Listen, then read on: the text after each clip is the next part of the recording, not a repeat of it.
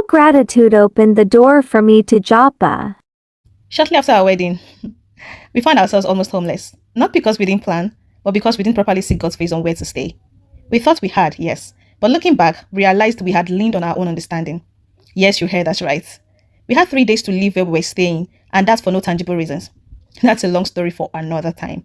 We had an amazing family. I called them my Lagos parents, who offered for us to squat with them for a while.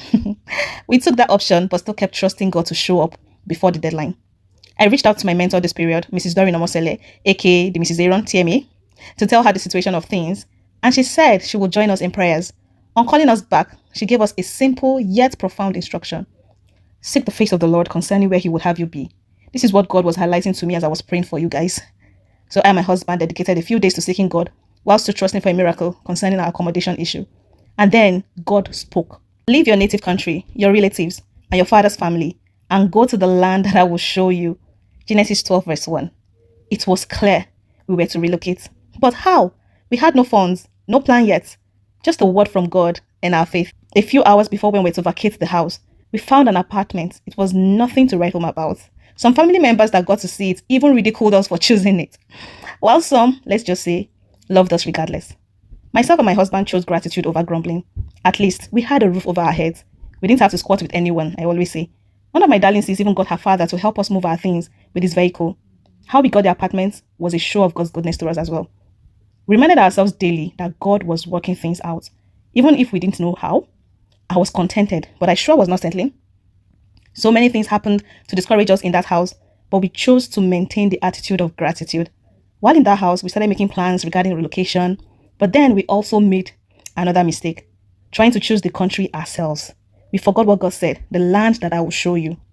We planned to process for relocation in December 2025, but the moment we truly sought him, he opened the door to a country we hadn't considered. In fact, initially I didn't want the country, but everything started aligning in a way only he could orchestrate. While putting things together for this, things became difficult. Salary was delayed and business was not forthcoming from either of us. In response to this, my husband and I observed 8 days of Thanksgiving. No asking, just thinking. And then, during the When Ladies Gather Intimacy Challenge, a message by Apostle Shegun Obade confirmed what we needed to do next. Praise God daily for 21 days and sow a seed of thanksgiving each day.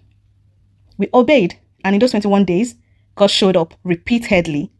God indeed was working things behind the scenes. We had last-minute provisions, speedy approvals, divine help.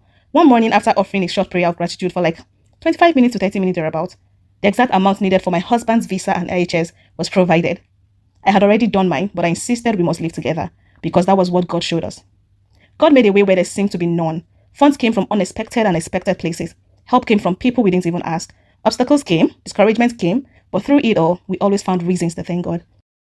We stayed grateful to God because we had seen his hand too many times to doubt him now. Today, my husband and I have successfully relocated. Not because we have it all figured out, but because gratitude went ahead of us and opened the door. One thing I've learned is that gratitude isn't just for days of abundance. It's a posture we must carry through every season. Season of uncertainty, season of lack, season of abundance, and even that of victory. That's why I created the gratitude journal, Eucharisteo, reflecting God's goodness in every day, to help you cultivate a lifestyle of thanksgiving, even when things don't make sense. Yes, because when you choose gratitude, you make room for miracles. Gratitude isn't just a response to blessings, it invites them. Thanksgiving precedes miracles.